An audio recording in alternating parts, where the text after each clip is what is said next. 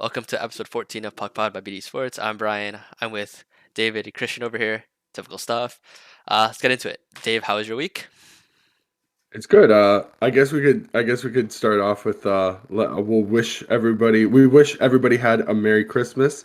We're recording this in that like week period between Christmas and New Year's where nobody knows the day, nobody knows the time. Everybody's waking up at 10 o'clock. Everybody's, still hungover, recovering from their Christmases, and then they're gonna get into a nice little New Year's hangover in a few days. So yeah, I had a pretty good Christmas. I got a Leafs hat. My mom bought me this Leafs hat. It's a Fanatics Leaf hat. It's pretty nice. It's nice retro. It's just up in my room right now. I like it. Where The else only can you? thing I Where, have to say one thing. The one thing I don't like about toques are these pom poms. I don't like wearing toques with the pom poms on their head. So I might have to cut this off. I'm not gonna lie to you. I've done it before to a couple of hats. Just not my cup of tea personally. Dave, where else can you find Fanatics hats? Specifically, Leafs Fanatic hats.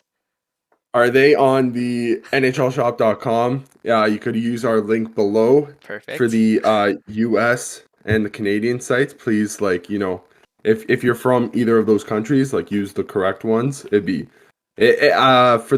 I think it helps the US. Like if you're in the US and you go onto the Canadian site, will it just automatically redirect you? I have no idea. Fingers crossed it does, but yeah. Okay, well, either way. Either way, yeah, use your links at NHLshop.ca. That was a free plug. Christian, how was your week? The week was pretty good. The back-to-back Christmas affairs on Christmas Eve, Christmas Day, and I don't know, some relative put a little extra slobber into their goodbye kiss because right after the Christmas Day affair, instantly started feeling sick, and it's the good old. I don't know what I have. It's not a flu because like when you get a stomach flu and it's like you can only eat certain things or else your stomach will just explode. So it's not a stomach flu because I drink milk all the time and milk does not bother me. So it's not stomach flu.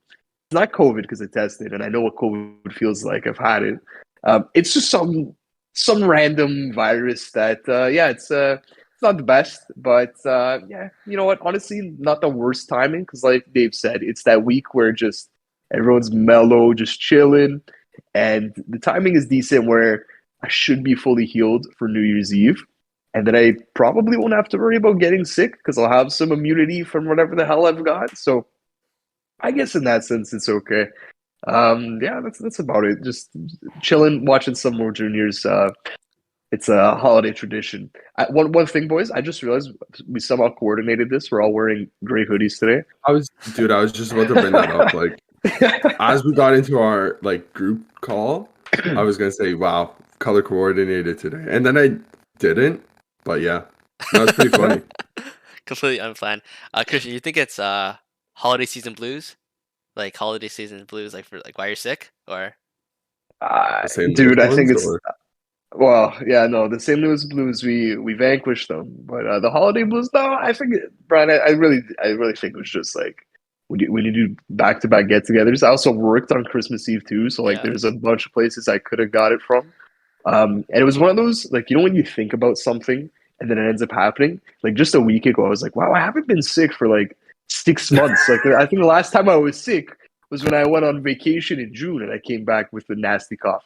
Since then, I hadn't been sick, and then like a week later, here I am. So it's oh, one of not bad. those. One more thing Yeah. before we get into our next topic, World Juniors. World Junior jerseys. How do you guys feel about Thursdays? Recording on Thursdays instead of Sundays? Because I kind of like it. You know? not bad. Yeah. It just like Yeah, it's that's gonna have to work with schedules like going Yeah. Yeah. forward. yeah, So we'll see. Like Sundays are normally like the free day for everybody, so that's why we kind of decided on the Sunday upload. But like going forward, like Not Thursdays bad. could be an option. Yeah. No, especially recording like early in the morning. It's nice instead of because like for anybody that doesn't know, like we normally record at like after 6 p.m. on Sundays at Yeah. least. Like that's yeah. probably the earliest I think we recorded before like last week's episode.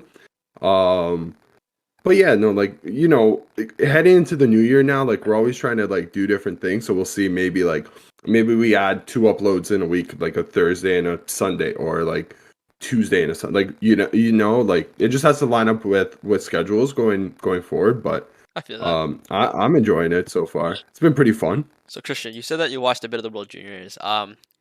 Who do you think has the best jersey as of right now, based on what you've seen? Best jersey. I'm honestly not too sure. I feel like just being biased and saying Canada because honestly, we've got some pretty clean ones this year. It's just it's a very like throwback design. I don't know if they wore this one in past tournaments because I remember them wearing the reverse of what we have, basically the home version, which was white on red. This year we started with red on white. I like them. They're clean. I know we're gonna talk a little bit about the U.S. jerseys, and just the thing I noticed about jerseys this year at the World Juniors is for some reason everyone loves the middle stripe now, like the Minnesota, Montreal, Florida look. Some teams have it going all the way around, like even behind the numbers. Other teams just have it on the front, Florida style. Like I can count at least Switzerland, Latvia, Finland, the U.S. Those are 4 teams that all are rocking the middle stripe, and I know for sure the U.S. wasn't before. I don't know about Latvia, but Finland, I think, has been running it for at least a couple years. But I don't know. I just find that like it just kind of came out of nowhere, and especially on the US one, it's a little weird to me. It gives me doesn't give me Montreal vibes. It gives me the vibes of their AHL team. If you've ever seen a Laval Rocket jersey, that's what that reminds me of. So yeah, I don't know. It's interesting. We're all jersey nerds here, so just little things to point out like that. You guys have any opinion on middle stripes, or is it just kind of it's cool? I'll go first.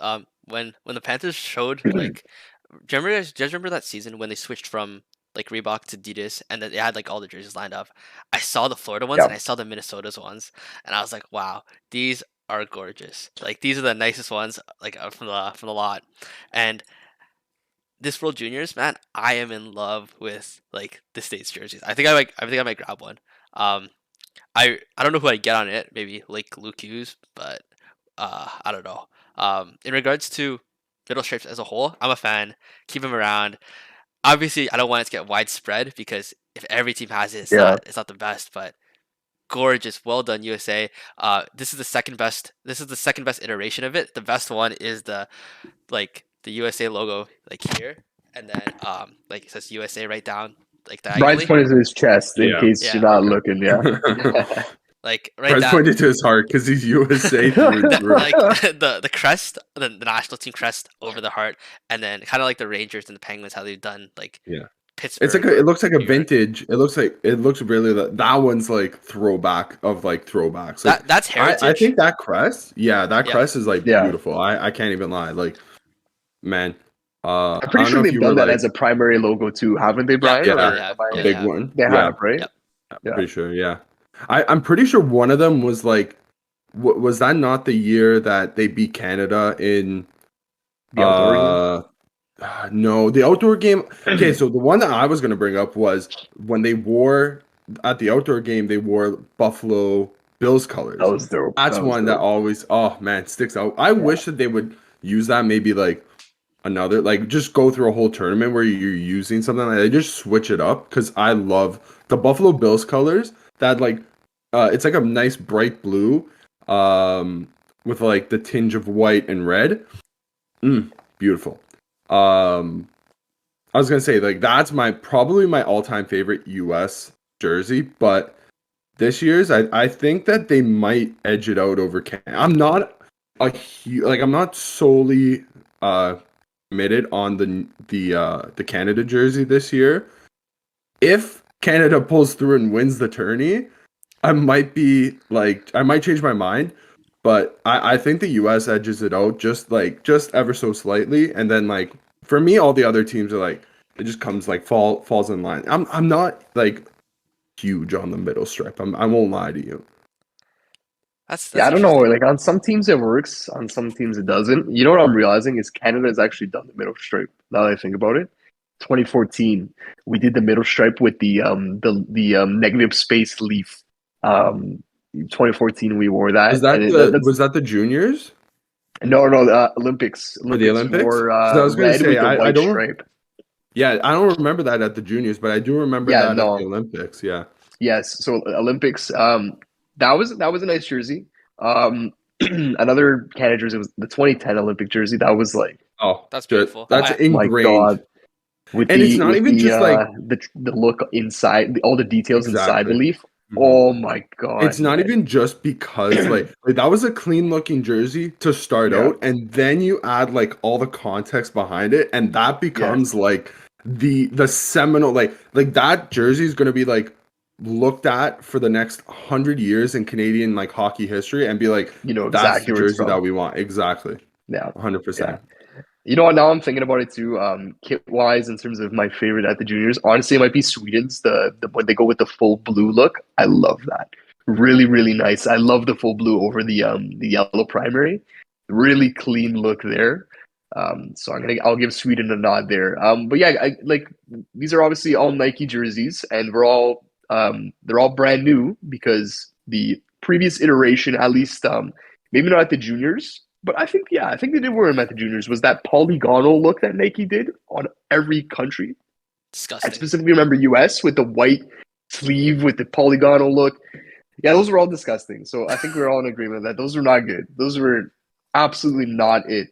But boys, what do we think about these Nike jerseys? Is this a potential trial run for an NHL contract? Because Adidas deal is coming up at the end of the year. Do we like some of the details that Nike's put on these jerseys? Specifically, there's that 3D looking pentagon where Adidas has that too. It's the pentagon with the NHL shield. It looks like Nike's kind of got that going on now. You could pop an NHL shield on that really easily. The whole collar kind of reminds me of Adidas. Like it's just a more it's not that flared collar look that Reebok had. It's a lot more just flat Adidas style. And another thing is just the Nike jerseys have a lot of texture. Like Finland's got this detailed look going on in their middle stripe. Latvia, I think they have a gold stripe near the bottom, and it almost has like a carbon fiber look to it. I thought that was really cool. So if this is something we could potentially see in the NHL in the future, what do we think? Do we like the quality of jersey we're seeing here? Do we see it translating to the NHL perhaps? Uh, I um, I wouldn't mind it. I have a Nike hockey jersey. I have a Sweden hockey jersey. It's in my closet somewhere. I was gonna get Backstrom on it, but I never did. But it is higher quality than the Reeboks. I always wanted like a Backstrom on it, but I never got it. But that's besides the point. In regards to Nike entering hockey, I mean it's a step specifically because the Adidas contract is ending. Nike does charge a premium, I'm pretty sure, on soccer jerseys relative to Adidas. So jerseys are already like $300, right? Could you imagine paying 350 to 400 Canadian? At that point, you're kind of pushing. It's kind of getting a little bit overpriced. But if the quality's there and Nike's willing to put the price in, that would be an interesting look. Another thing I just wanted to point out, I don't think Nike's actually involved in hockey. Like I don't think they own Bauer anymore. I think Bauer was purchased by VC Group years back. So it'd be interesting for them to be the jersey supplier, but not actually making equipment.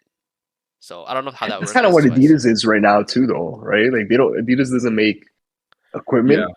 Aren't they owned by? They do Yeah, make they're all merchandise. Don't they own CCM? mhm. I think we looked at this like probably like 10 episodes ago. I can't remember what it was that we found out. It might have been the same scenario as Bauer, where it's like pretty separate at this point. I can't remember. Even then, like Reebok also isn't Reebok also an Adidas thing as well? Like Not there's anymore. They were. Yeah. They no okay, were so for a there long you go. time, yeah. Yeah, I And mean Nike also does MLB stuff as well now. They have NFL, they have NBA.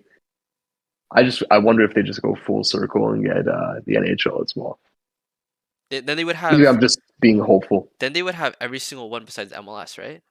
I think about it because Who has Yeah, MLS? Adidas. Adidas. Okay. Yeah, yeah. Yeah. That'd be interesting, actually. Yeah, they would have the four big sports in states. Well, I think that makes like an interesting talking point because like if Nike's cornering the market, right?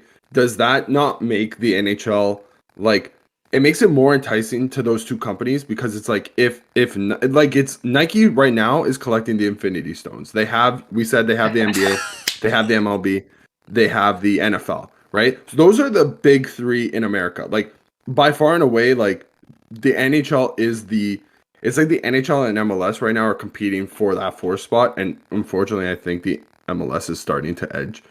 But that's besides the point.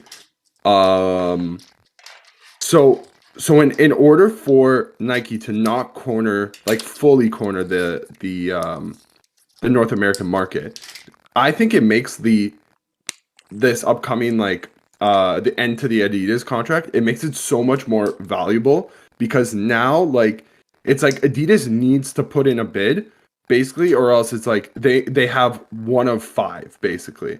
Um, and for Nike, like if they really want to corner the market, then you get the NHL, and then all you have left to conquer is the MLS, right? So I think like yeah, but when's the contract up? This year or next year, this year. 2024? This This year, year? after this year, yeah. So it could be interesting. Like we could see a potential like bidding war going on for We should get news um soon. Like this should be probably reported on soon. Honestly, I'm I'd surprised be we haven't. yeah, surprised if it's not. 100%. I'm Yeah, surprised we haven't They, heard they're any rumors of a probably bid. manufacturing stuff.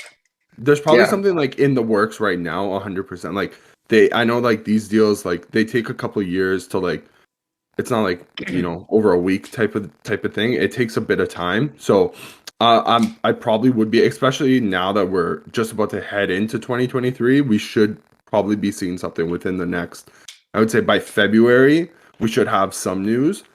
um but yeah, no, like it's something to keep your eye on, right? Because yeah, I mean, if let's say Nike ends up taking over, which who knows? Like I don't even know if they're fully interested in, but you would have to imagine because they have the international like set that they would be interested in moving into the NHL, right? Yeah, that's true. So it could be interesting to see like One what comes out of this, right? one last thing I it would just be wanted to. interesting to see if I don't know if we know if Adidas had I wonder if they ever had the international jersey rights back in the day before they got the NHL ones. I wonder who was the holder back then. And you know what I'm thinking about too? That with the World Cup there, that was 2016. That was before Adidas had the rights. That was the first time we saw Adidas jerseys. Like they got the rights simply for that event because that year we still had Reebok jerseys. Yep. That was the Matthews rookie season, and yeah, he was still in a Reebok. We didn't get the Adidas jerseys until after. That's an interesting little wrinkle there. I think for the NHL, like if Nike were to be the carrier, like I think that's just good for the NHL where it's being positively associated with those other big leagues. Um, just be good publicity that way. I think that Yeah, Reebok. sorry, Brian. I think What's that up? Reebok stole the deal from like. Sorry, I think that the World Cup jerseys was like because of the fact that at the time Reebok was owned by Adidas. Like the sale happened in Maybe the 2020, I believe. So that would make Oh, is sense that if they recent? just. Yeah, it was pretty recent. Hmm. I thought Um, it was a bit but further out one than last that. one last thing before we get off this because we already spent I think like 20 minutes on this already. Uh, how do you guys feel about how do you guys feel about the Adidas product now that we've had it for like I think 4 or 5 years now? Do you guys like it or no? more than 4 or 5 years. They were looking at 2016, 17, That was the Matthews 16. Yeah, first. That was the original. Like that was the Matthews Marner debut year. That's about 6 years now. Holy smokes, I'm old. Would yeah. Actually, no. So it wasn't 2016, 17. It was maybe. Yeah, it have was been the year 2017. after Did Adidas take over 2017. Yeah, happened in yeah. 17, 18? Because that's the year we won the cup. Yes, Yeah. because I have Yeah. a Reebok Matthews jersey. So yeah, it definitely wasn't his rookie year. Yeah, so yeah, it has been 5, 6 years. My take on it has always been the Adidas look is good on more modern kits. Washington is a good example. Their jersey is a lot more modern. I didn't really like the Adidas look on teams like Montreal, especially. They had the full white collar. It's almost like a priest vibe, where it's just that huge collar. Wasn't really a fan of that. I just think it's some of the details are really angular and they look better on, like I said, more of the modern teams than they do on some of the more classic teams. But overall, pretty happy with the quality. The reverse retro is tough to complain about that. Really good decision to go with that. Not once, but twice. So I honestly like if I had to do out of 10, probably an 8, 8.5 out of 10. And just thinking back to the Reebok days, they had some strange piping on the jerseys. Like the caps had some weird stuff going Yeah. on. The flames, Oh my God, so many random lines on the Flames jersey. It was disgusting.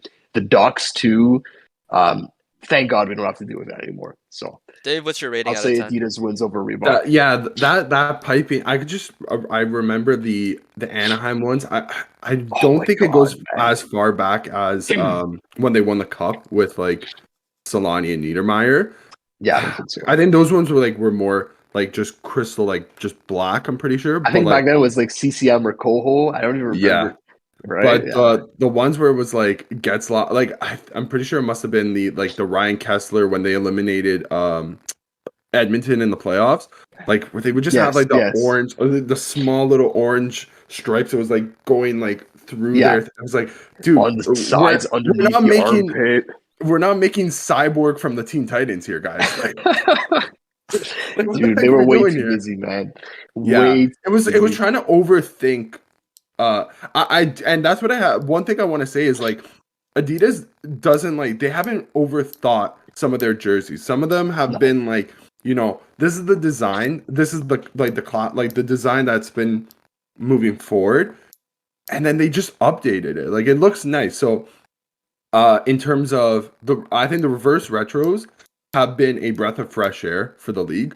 There's been a couple misses. It would be remiss to say like that Adidas has made some misses. Like everybody does. You can't But hit yeah, on all exactly. 32. Every league has some ugly jerseys. Yeah. You're not going to hit Yeah. on all 32.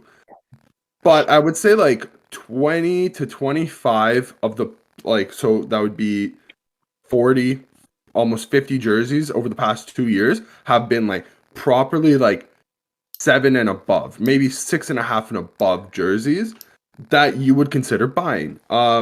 And I think Adidas has done a great job. So originally, I was thinking of like about the rating as Christian was saying.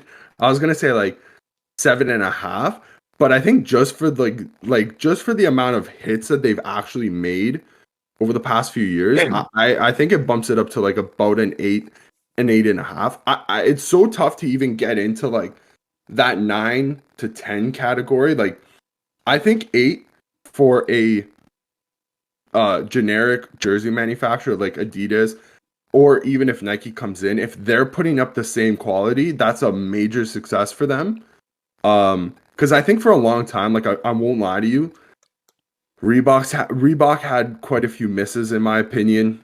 CCM before that had a few, like quite a few misses in my opinion. Like they were starting to struggle to keep like that modern look. But man, you know what? I'll give Adidas my props where props are due. They made some I'll give fire jersey over. I for can't even me speak. for me I'll Whatever. give them a 10 out of 10 because Oh, hear me out. Holy. Hear me out. The reason I say that, I'm biased. I look at it from my perspective. The year they switched, we won the cup. So Hey, Rocky, good luck. so so those original, like the classic home and aways, those will forever be ingrained with positive memories for me. We also have the two best, 1 and 2. Put them in any Yeah. order, reverse You retros. guys got nice so hard the past 2 years with those reverse retros, man. Like Yeah, yeah. you look at a team like top Montreal. three at least. Yeah, like Montreal. Who's had like I think Columbus back-to-back years just got absolutely sewered both years. Like Detroit, that's a Detroit was oh bad. my god, Yeah. Remember the Detroit and practice Chicago as jersey? well. So I'm trying to remember Chicago's first one, and I can't. I don't Uh, remember the first did one, man. they I don't also know. not have a written design as well? I can't remember, man. I'm pretty sure they Ooh, copy and paste, if I'm not mistaken. If you don't Detroit's remember, I wouldn't be first. surprised. if you don't Oh, I remember, Yeah, think you're if right. you don't remember, they were awful. Yeah, Yeah, yeah. 100%. yeah. Anyway, let's move But into yeah, the next topic quickly. Caps are finally in yeah. a I playoff do. I spot. do want to talk just a little bit about players at the World Juniors. I know we did a fuck ton of jersey talk. Just a little touch about the actual hockey Okay, that's being played. Okay. let's go. Um, Let's go. did you guys see anything about any Bedard in action or no?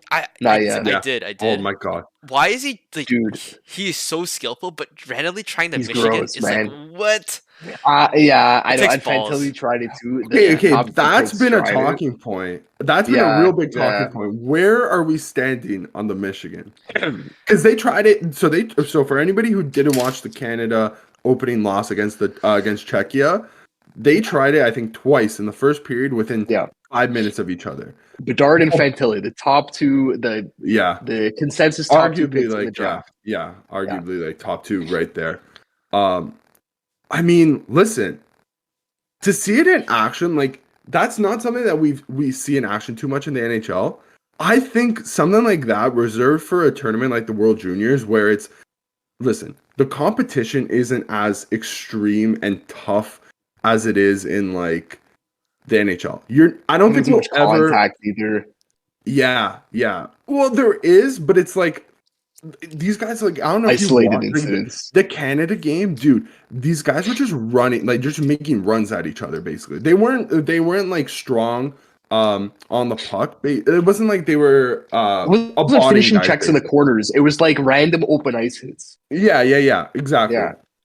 So I think for that reason, like you won't see it in the NHL for a bit longer than maybe some people would like to see it. But for a tournament like the juniors, I think it's honestly like awesome. Like I think it's fantastic. Like it's just another way to score, right? And I saw a lot of people really had a problem with it, and I get it. I do understand. It's very, very flashy, but when it works, dude, it works. Oh, And it's now you're starting to see goalies and defensemen really start to like be aware of that move. So maybe now it becomes even more of like a valuable skill if you're able to pull it off, because now it's like you could honestly kind of tell when somebody's trying to go for the Michigan. I think it was David Juracek who had like a great stick on the Fantilli attempt, and had a then really good on game, man. yeah, I was about to bring him up. You really did. Yeah. That's a solid player right there. And then the Bedard one, I've honestly can't for the life of me remember the Czech goalie, but like he was just in position, like he knew that it was going to happen, and he prepared himself, like he wasn't like taken aback by it. And I guess that's like, Yeah. now it's going to be like generating scoring chances basically, and it's a new move to do behind the net. Like before we had Gretzky, passing it, like making the behind the net, like, and passing it out. Now we've got the Michigan, I guess. I don't know. That's my I don't opinion. remember which Canadian player it was after the game though. They said it wasn't Bedard or Fantilli, but their quote was, "We're not going to Michigan our way to the finals." Was that not So Dylan Genther? maybe it was, yeah, yeah. So at least the players themselves acknowledge maybe. So I agree with you, Dave. For the most part, I agree with you. I think my peeve with it might be the context of when they were trying it. First period of the first game, and the score is like what 1-1, 1-0. Maybe if it's like a 5-2 game for Canada, I'm a little more okay with it. They lost the Um, game. yes, yes. So it Yeah. doesn't look as good when you lose the game. Well, they That's honestly lost the game shortly after. Like that yeah, was the problem. They lost the game just after those two attempts went through. So, Canada went up 2-0, but they got their second goal called back on an offside review. And then I think it was within a minute or 2 minutes of that offside review coming back, the Czechs tied it, and then they went up 2-1 to end the period. It was like, and that was within like 30 seconds of each other. It was like, yeah. So yeah. in hindsight, that might not be the greatest time to pull those moves off. 100%. You can even like make the argument that's a drop in your stock in terms of a prospect. Obviously, Bedard won't touch him, but in the sense that okay, this guy is playing an international tournament in front of his home country, in an international event that actually means something. I think the World Juniors is actually pretty special, and he's trying Oh tricks yeah. and flicks. You know, I don't know. I don't look at it like that because I think if you're a very very special player like Bedard and Fantilli are, I don't look at it like that because you're that damn skilled that you could do it. And also I feel like let's say it was a random player on Latvia. Are we mad at him if he tried that? Nah, man. Dude, We want that. if We he want we scores do, that. that, we do, yeah, yeah. 100%. But Yeah. the And you know, timing, like Nils Hoglander on Vancouver, like before he came to the NHL, like he was doing it like I think he did like 3-4 times in one season over in Sweden. Like, Mhm. if anything, Brian, I'd say that when people see prospects do that, their stock goes up. That's what I'd say. Okay, let's reverse the context a little bit. Let's change same play, change Yeah. it. Game 1, you guys are facing Tampa Bay. Mitch Marner tries that. He gets like, what do you say? Like, and you guys lose the game 5-2. What do you Oh my say? God, we would rip into him so hard, man. The And boomer takes would be, Oh and my god, and I dude. get it. Toronto Yeah, would implode on itself. like I know I'm giving it the yeah. boomer take right now, but I just time and place. If you win the game, okay, whatever. It looks good. Like Yes, there's a context that yes, it fits into. Yes, I Yeah, agree with that. 100%, Well, look at 100%. Zegras, right, on Anaheim. Yeah. Um, I wonder how many games they won where he did the Michigan. We don't see any Michigan this year, do we? We no, don't. no. We I don't. think I Because think he if might people have saw been him doing that told. this year, oh I Yeah, think he might have been told to like kind of cool it cool off. it on I wouldn't be that. yeah, I surprised. think that's what yeah. it was. I'll be honest with you. For as much as like it actually generated like eyes to the league, they told one of their most like, you know, And I'm a Zegras eye fan, guys. popping. Dude, we're talking about it right now. Like, you know how many times we've heard this like stupid conversation about like Yeah. this one move? It's incredible. It's incredible how much buzz that generates. Okay, so Absurd. one thing like maybe you could kind of okay, so I want to relate it to like a soccer. So Okay. to a soccer, to soccer. Okay. So one like play that always gets like if it comes off for I you, hope it's the one that I'm thinking. it might be. So if this comes off for you, it looks like divine, spot Yeah. on, perfect. And that's the Yeah. Panenka pellet penalty. So that's like the chip down the Oh, middle. okay. So Okay. that's like you think Pirlo, I think Zidane. Those are like the top players of all time that are attempting this type of thing. But now recently we've started to see like a resurgence for the Panenka penalty, and it's been like some people can pull it off and some people just can't. And when you can't pull it off, you look like a total stupid idiot. Like Yeah. you look like the biggest moron known to mankind. I guess it's like kind of like apples to oranges because like that's a free shot and then this is like behind the net like in play basically. But I like to I want to kind of put that comparison together because they're both highly skilled moves.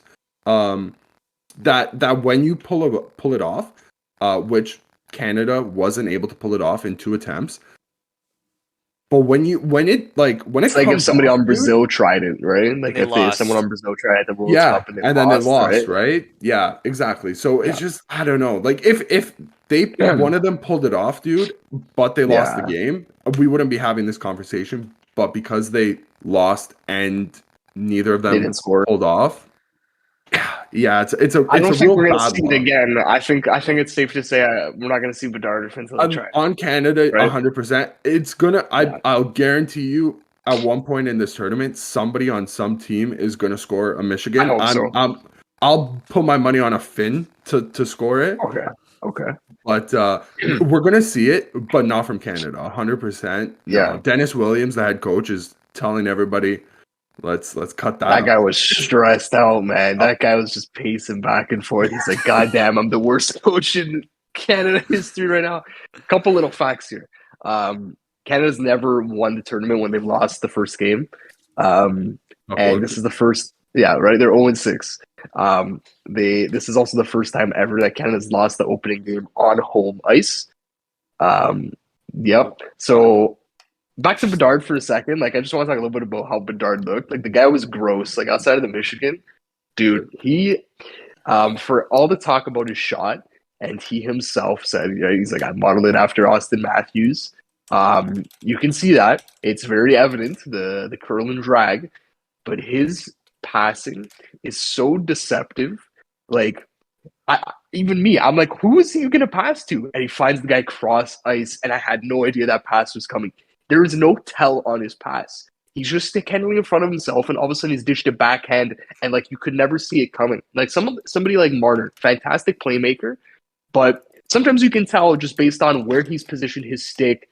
He's like, okay, I need to change the angle so that way I can saucer it past and find Tavares' back door. But there's some players, specifically McDavid, his handles are so quick that you don't know where the hell the puck is going to end up. Bedard kind of has McDavid-esque passing. Very, very deceptive along Not with that even shot. not even just those. Like those two skills Yeah. on their own make him a Yes. dangerous threat. but Yes. his Both? glides, he has both, and then his skating ability. He was able Yeah, to man. like that's not a fleet of foot check defense. Like the checks are like pretty good in They've their looked own back really end. good, man.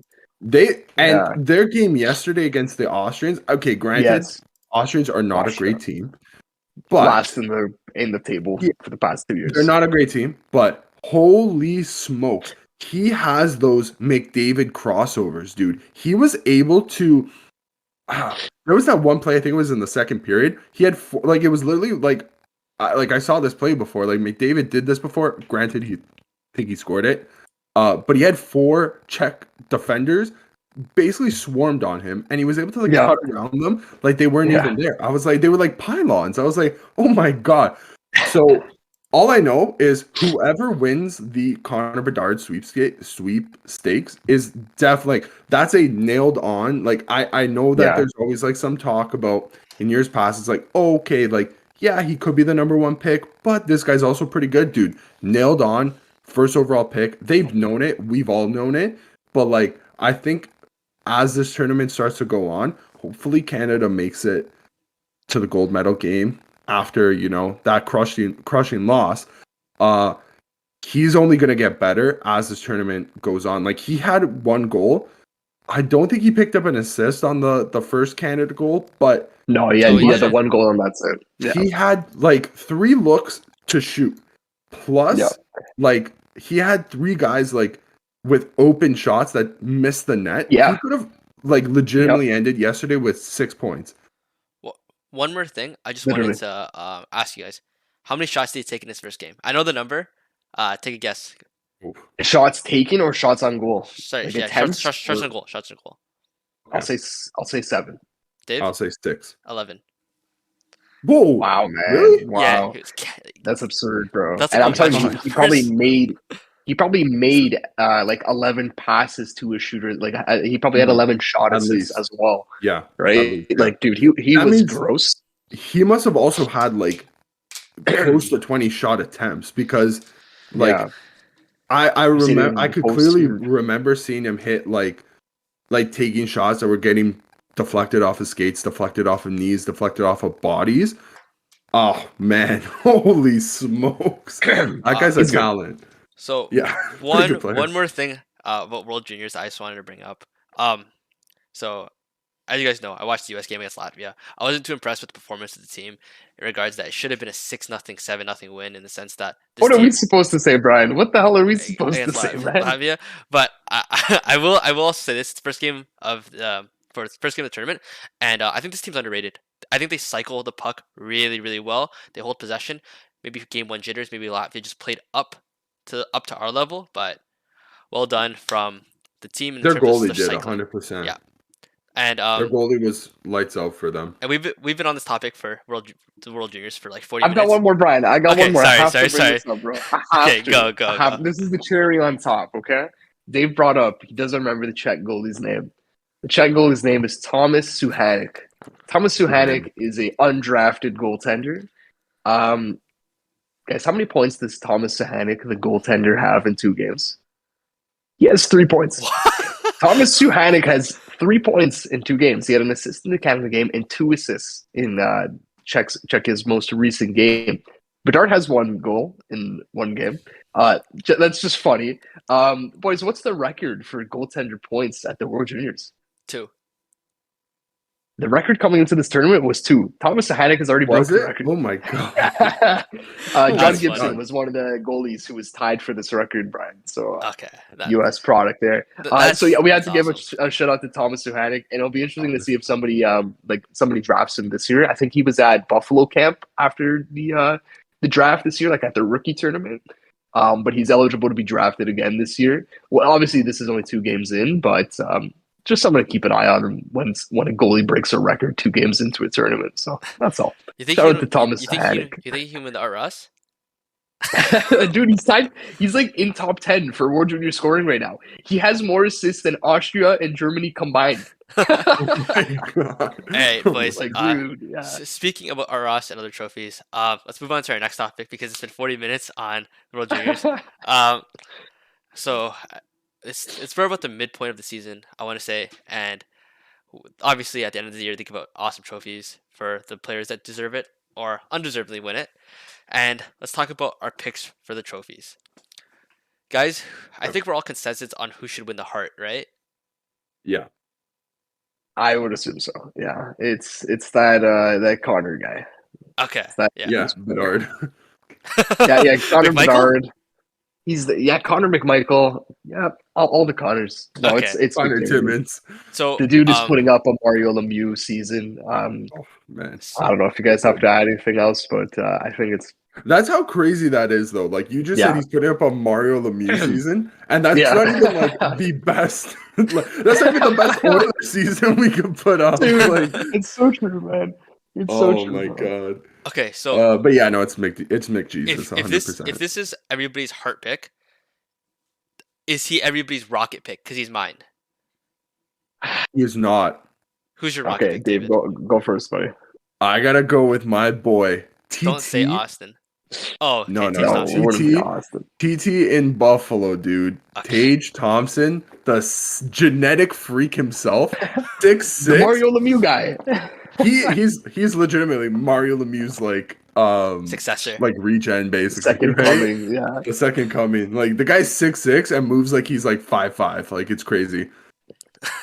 That's actually a good pick, Unbelievable. and that's actually a nod to Christian's little 10% over. Trust me, yo. I was really tempted to also go with Tage.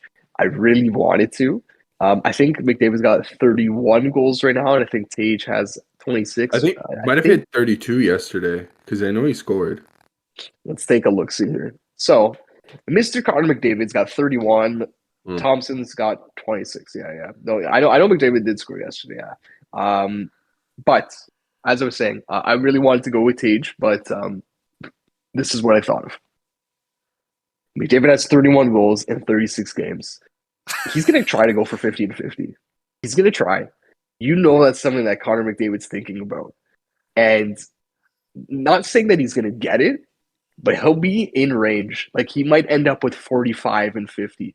If he gets 45 and 50, you can't say anybody's catching him. And I think because of that, he's going to pull ahead here in the next 10 to 15 games to the point where it's not a conversation. And I feel like Tage at 26 and 32, like he's going to have like a hat trick in his next game to be in that conversation as well. If he can get into the 50-50 discussion, he could. You're right, Dave. He had a 5-goal game already, right? Like you're right. Who knows? It's possible. But I feel like McDavid, he chases that historical stuff.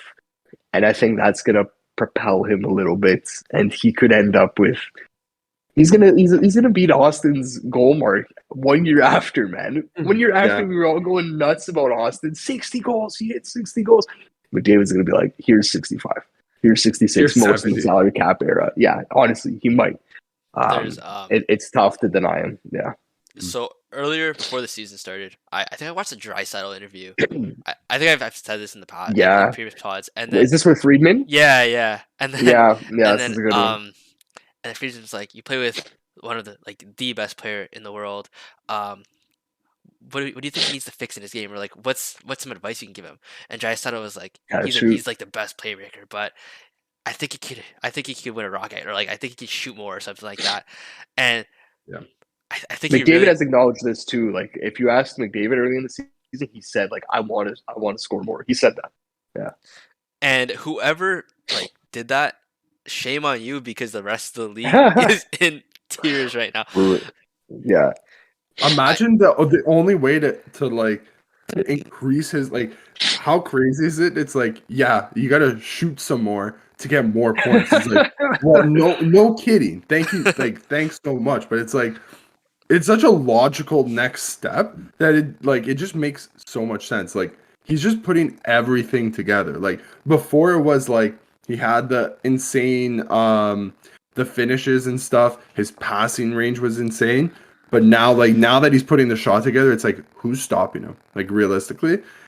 So that's why I have to say, like, my Tage Thompson pick is definitely more off the board than it. It's a David pick. Like, it's no, I picked Thompson for the Rocket, right? No, but But like that's a David pick. Like the Thompson pick is like something a little bit off the wall, something to like challenge us a little bit. You know, I respect that. I yeah, respect you that. But know like what it is. he's the I'm runner always up. Like who's your number yeah. two, Jason right? Robertson's up there, and Bo Robertson. Horvat's up there too. You That think So, Horvat Ovechkin can? so guy that, isn't too bad, that's eh? what I wanted to say. What was okay? So he like McDavid could definitely run away with it, but I think this year, out of recent years, especially like I think this is the year where we actually see like down to the wire, like just Tage Thompson alone could definitely have that Rocket conversation going to like the last like couple games because Matthews last year hit That'd be nice. 60, but who came in second? Was it Stammer that came in second? Was it Ovi? I It have was no idea, to be Stammer or honest. Ovi. Yeah. I'll take a look. But and I'm pretty sure they were like almost they were at least 10 goals behind him, Yeah. right? So I hope we don't. I hope it doesn't Draisaitl at turn in. 55. Oh, okay. Yeah, that makes sense. I hope it doesn't turn into like a 5 to 10 goal gap. Yeah. But it realistically it could. It could be a 20-goal gap. But Realistically. like It's a 5-goal gap right now. right now it's 5 I could goals. see McDavid in the high 60s, and I could see Tage in the mid 50s. Like I could see Yeah, it. it's I could possible. see 10 to 12. Like I could see that, Or and that se- is no slight on anybody in the NHL. On anybody like else, literally yeah. not, right? I But can I even see hope 70-50. for entertainment's sake, It's 70-50. it's possible. It's possible. Yeah, it 70's is. a But lot. If he plays 70's 82, a lot. if he plays 82 games, if he hits 70, would you be surprised? The answer is no. I wouldn't. But like at his current pace, he's on pace for if it's not 70, then it's like very, very close to 70. But you also have to keep up that same production. Would I also be surprised if he keeps up that same production? No. No, like no way. But it is a lot. Like that's a real tall ask to ask for, basically. All right. Moving on for McDavid. This is a trophy he will not win. The Norris. Well, your- I mean, bro, you could put him on defense and he could win it. To be honest. Okay, but, fair, yeah. but I'm not gonna argue that. Anyway, guys, who's your Norris pick? You want to go? I'm down to Chris? start here. I do have a little bit of a off the board pick, and I think this was something I asked earlier, like maybe 5 episodes ago. I was like, guys, who's your Norris pick right now? Because there was a bunch of defensemen popping off. There was Darlene, Makar. Makar was actually in the shadows, and I still had Makar as my pick at that time. I'm going to go a little bit off the board, and I'm going to go with Josh Morrissey, as the He's so Winnipeg good. fans call him Josh Norrisy, which just for the nickname alone, I think I'm partial to this guy. Guys, he leads all defensemen in scoring in the NHL. Like I think that's kind of crept up on us. All the talk about Erik Karlsson, Rasmus Dahlin, Adam Fox, Kyle McCarr, all of these guys. Despite that, he's got 40 points, boys. He's got 40 points. Pulling up his number. Here's 20th in the league, 6 goals, 34 assists for 40 points in 35 games. And next closest is Dahlin with 37 points. So it is a toss up there. I can just see Morrissey like doing this for a full season. Just he has to be aware of what he's doing. He's setting some franchise records in Winnipeg for most assists through certain amounts of games. And he's undoubtedly their number one. And that's a team that's been dialed in because their coach has been a lot more tuned into, like it feels like they're a lot more serious this year. We talked about the locker room stuff last year and just how it didn't seem like it's a good blend. Exact opposite this year. I didn't see that coming. But I'm gonna go with Josh Morrissey because I feel like he's aware of where he's at right now, and he could have that career season this year. Let's go with Josh Morrissey. Going back to Morrissey just for a little bit more. Sorry, Morrissey. Yeah. We played him for the 802 game. Yeah. Man, he's good. He's lethal. He skates like the wind. He has a cannon. He has a laser beam of a pass. Let's be clear. Like he was good before this season, but he Yes. was much more two-way. Like give you 40 to 50 points. You'd still consider him a top paired guy, but like the offense has just been next level this year. That's what he has that something where like when you can tell the difference between an elite level skater or demon, on the ice. So you can see the presence that they have. He has that. Or like it's hard to explain what I mean, but the presence is there, and everybody just plays around him so much better. I mean, I only got a taste of him like on the ice against us, but man, what a player! His season so far reminds me of Morgan Riley's career year, where Mo put up, I think, 72 points. Morrissey right now is more than a point per game. If he puts up like an 85-point season, he's 100% in that conversation. I think Riley that year, I think he finished third or fourth in Norris voting. Just third. Third behind John Third. Carlson and Roman Yossi. Yeah. Mhm. There we go. So let's. I'll give the outside shot to Morrissey. I'll be rooting for him to do it. Just a dark horse pick there. Dave, who's your pick? Okay, so I have 2 on the board. One of them's going to be an honorable mention, but Start with honorable mention. So I was going back and forth between these 2 Swedes. I'm gonna go. So my honorable mention is going to be Rasmus Dahlin. I think just because, yeah, Really, I have Tage as my Rocket winner. I think I had a couple Buffalo players. So here's the way I look at it. Bruce Van Dave. Are they gonna? So this is the way I look at it. Are they going to have this type of production to the end of the year? And then will that also mean a potential playoff spot? With Buffalo, I'm still 50-50 about, because they definitely need some goaltending, but their defensive structure has definitely improved, and their team scoring has also improved as well. So I think that's why I have Dahlin. I think they're first in the league, to be honest, in goals per game. In terms of goals per game, right? And I wouldn't be surprised. Like absurd, man. Yeah, you have guys like Tage Thompson that are putting up points, and then you also have like Kyle Pozo, and like literally just go down that list. Jeff Skinner, so many, man, like 10 to they have like so many 10 to 15 goal scorers on that team. It's not just like top heavy. One guy's hitting 30, and then the rest of the team's hitting like 6, which is how it was for a long time. So that's why I have Dahlin as my honorable mention, because I do want to bring him up. But so I had a quick look. So I know Erik Karlsson's been like talk of the town for the whole season pretty much. And I was like, but is he still like putting up those types of numbers? The guy's on a 10-game point streak right now. Yeah. 2 assists last night versus Vancouver. 4 points against Minnesota the game before the break. A lot of like 1 assist games. So he scored once against Minnesota, then didn't score before that. Against Anaheim at the beginning of December. So, but I mean, dude, 13 goals, 35 assists for 48 points in 36 games so far. I know he's on a really, really poor San Jose team, so I think that's going to work against him, because he's, for as much as we hate the stat, he is a -7, and I know that some voters do like they do look at that, like that's something that they look at, but. Man, it's so hard to debate against the Swedish, the guy's so good. And I'm so glad that he's like having this resurgent year, because he was so good for so long, and he's kind of been a little bit underrated, I think, for the past couple of years. But I think my pick's going to be Erik Karlsson to win this year. I'm not going to lie. So, you guys both went with kind of offensive picks, in a sense that, Morrissey's having a great offensive season this year. I was actually going to say, before we moved on, that Morrissey's season kind of reminded me of EK's season in 16-17, the 70 assist season. I don't know if you guys remember that. And I loved EK when he was on the Senators, man. That was the definitive number 1 D-man. That guy did everything. 30 minutes on ice? What a player, man. And I'm so happy to see that he that playoff run too, man, on one ankle. Goodness. That pass to Mike Hoffman. Unbelievable. That was legendary. I've never that was just one thing on Erik Karlsson. I also respect the pick. That 10-game point streak, his best of his career, of Karlsson's career, best on San Jose since Joe Thornton in 2016-17.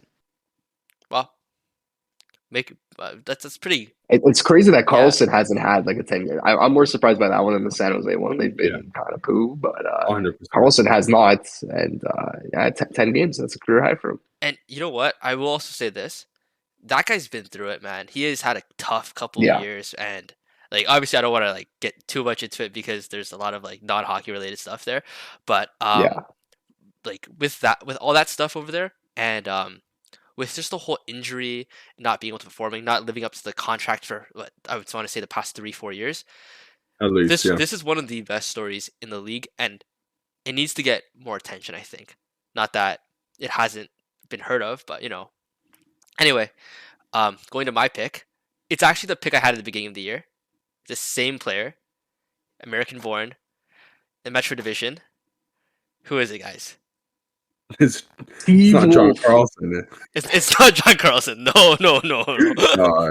It's Adam Fox. Yes, it's Adam Fox. Mhm. 35 points, 36 games. This guy, you guys picked more offensive defensemen. Not that Adam Fox can't put up points. I mean, 35 points, 36 games. Yeah. But I think he's super defensively sound. I think that his errors on the ice has to be like there's got to be some stack that tracks like turnovers, possession errors, and stuff like that. This guy's got to be at 0. He skates like the wind, super sound defensively. I don't think you can pick a better defenseman than Adam Fox in the league right now. Just for all like we brought up recently in episodes a lot of Jimmy VC talk, Jimbo Greasy, and Greasy. and just how he was the college guy who didn't sign with the original team, all the hype.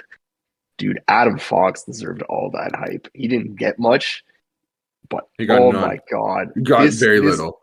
Yeah, right? Like, it was like, Calgary's got this guy. They don't know if they're going to be able to sign him. Well, they got to trade him. And he went in a huge deal, right? He went in the Lindholm Hannafin for Fox and Dougie Hamilton. Like, what a huge deal. Doesn't sign in Carolina, goes to New York, and oh my God, the guy's been just instantly incredible, man. Like, instantly top 5 defenseman. Can't complain about that pick either, Brian. I think we've all got guys who are going to be in the conversation at the end of the year. 100%. The one thing I do wonder though is imagine if he did sign with Carolina. Like they're known recently for having some like stellar defensive like they have defensively sound defensemen. And they're also like a few of them have like decent offensive numbers. Dude, imagine him on that. Oh my God. That and makes Dougie Hamilton. Like, imagine if they had Fox, Dougie Hamilton, Brett Pesce, Jacob Slavin. That's who would have had. Oh my God, what a top 4, man! Thank God he didn't sign in Carolina. Thank God. Yeah, in hindsight, wow. Like, thank God. But man, oh man. It's funny. Both these guys had their hearts set on the Rangers too, right? VC and Fox. Yeah. One worked out a lot more than the other. Yes, that's that. Yeah. Definitely, I take Fox. Anyway, speaking of the Rangers, we're gonna go into Vezina picks. You guys probably know my Vezina pick. We played him last night. Sherstaken, what a goalkeeper, man! What, like we got a couple goals. We got I think 4 or 5, but he just has the stature. I know he's not putting up the numbers, but on talent, I don't know how you can't pick this guy. He's by far the best in the league. Like, just for raw talent. I know the numbers might not show it this season. Rangers have been mediocre. Well, they've been good, but obviously not President's winning trophy like we probably projected them earlier this season. But after seeing him last game, he just has that something where he can just make a save from thin air. I can't explain it, but he robbed Marcus Johansson last night, and 1,000% it should have been a goal, but Steken's glove was there. How do you get across the ice on the floor and save a guy point blank on you? It just, I don't know. This guy's just the best goalie in the league, I think. Helps that he's huge. That too. Big guy. But I'll take that you guys probably disagree with me. Dave, you want to go first or me? Yeah. Do you have a... So I do have a difference of opinion for Brian. Okay. So my pick for the Vezina is Linus Ullmark. He's having a ridiculous, like statistically ridiculous season. Like in terms of wins, save percentage, goals against average, like the guy's like literally phenomenal. The one thing is, again, you need to see a full 82 out, or like the full season out of him, right? If he's able to maintain relatively close to this similar production that he's put up already, I think he's a lock, and not many other goalies can even like come close. Like in terms of wins, the guy's got 2 losses, I think, on the season. Like absolutely ridiculous. And then his his save percentage is pretty high as well. I think he's like 936. Yeah. 936. I think that's probably higher than That's Shuster than last year. But I yeah. think yeah, by a couple points. So for me, that's my pick mid-season. That could definitely be like the Bruins are playing out of their minds. Yeah. I don't know if they start to have a bit of a fallback over Is the this next couple of months, sustainable? especially Is what I'm trying to say. that. Well, that We're yeah, almost halfway that's through the season, though. Like, when is the sample size big enough for us to say so what yes? you're Like, I kind of lean towards yeah. on this projection. Let's say he has 6 losses. Linus Allmark's gonna have 6 losses in the whole year. You think that's what it's I looking don't like? really care about the well, no, record as much 100. as the Save counting. Like percentage. those stats. Yeah, the Yeah, save percentage and yeah. the goals against average right now are beyond ridiculous as well. It's not like he's got the wins and also putting up 900, 895. Like if that was Yeah. the case, dude, he'd have no shot. And that's like a product of the Boston Bruins just outscoring their problems. But the Boston Bruins outscore their problems and are also defensively sound. Like Yeah. He was Like my Dave. he Sorry, he go ahead, man. he was on my list like right before Yeah. Shesterkin, right before I crossed it out and put Shesterkin there. But the reason I took him off is because how much of it is it him playing on the best team in the league, right? Yeah. I don't think you can. yeah, oh, I 100%. don't think you can say, um, Linus Allmark is the reason the Bruins are the best team in the league. Rather, I think he's a product. Like we said in the last episode, if you throw if you throw John Gibson up there, I bet you he's at a 925. Yeah. Like could. Yeah. But So like I you have I to you agree. have to stop the puck. Like you have to be there to stop the pucks, right? that's true. Yeah. So that's my argument against that. I'm in agreement here with Dave. I do have Omar as my pick, and one of the factors as well is the fact that it's counterintuitive, but I don't think he's going to have to play 60 plus games. I think he probably slots into that 50 to 55 game range. And I think that'll keep his stats pretty high, opposed to, let's say, a guy like Connor Hellebuck. I feel like Hellebuck is the not feel. We all know Hellebuck is the de facto number one guy. There is no guy splitting the net with him like Swayman in Boston. And I feel like the workload might be a little too much for Hellebuck that by season's end, and he's played 63 games, his numbers will come down because of fatigue. Just looking at things like the shots, I think Hellebuck's faced something like 875 shots in 26 games, and Omar's faced like 675. Just that workload is really different. The counter argument to that is if Hellebuck keeps stats comparable to Omar and plays more games, has a bigger workload, then maybe you point towards him, like Brian was saying, Bruins system versus the Jet system. I feel like, yeah, Hellebuck's the guy that I would have as the contender if it's not Omar, but I feel like Omar's stats are going to be stellar, and I think he's going to settle in at that 50 to 55 game range, and that'll actually insulate him, and he's my pick right now. Yeah. Okay. So we're at kind of a disagreement, not disagreement. I would say a good debate point for both sides. I think I'll give this to you guys for this one. 2-1, 2 losses in the whole season. Sure, but in regards to the keepers, any of the trophies we talked previously, do you guys want to bring up anything before we go on break? I think we covered everything. All right. I'm good. Let's take 5 minutes. We will be right back. Well, you guys don't need to wait, but we're gonna take 5 minutes. Be right back. All right, so we're back. We just got back from the break. Christian, you said you have to blow your nose, right? Okay, so I'm not the only one that left this time, which is kind of new. Yeah, dude. I'm leaking like a faucet here, bro. Dave, you had to you go anywhere or you just stayed there? No, I just sat here. Okay, Sat okay. here and with my thoughts. Interesting. So we just got off talking about the Vesna. Now we're gonna be moving into Jack Adams. Boys, Christian, who is your Jack Adams pick? I feel like I got to go with the narrative here, and just for the plot, got to go with Lindy Ruff. Just you have to go with Lindy Ruff just for the 3 games in, fired Lindy chance, and for it to be turned around to the sorry Lindy chance, I think, or what they were saying after that. Or It wasn't fire Lindy anymore. Basically, it was thank you, Lindy. You're kind of good.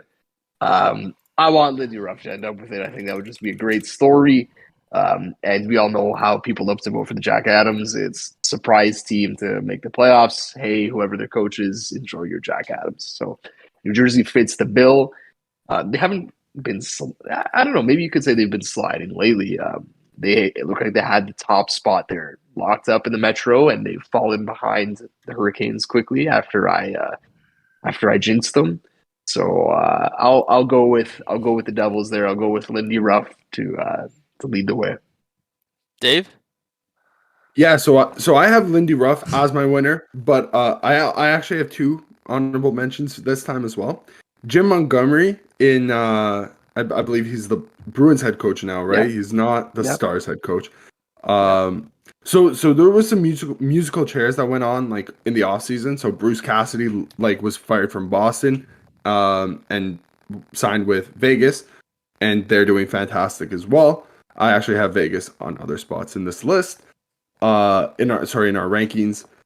But what Jim Montgomery's done with that team that for all intents and purposes looked to be out of it. He's rejuvenated. It looks like he's rejuvenated the whole team.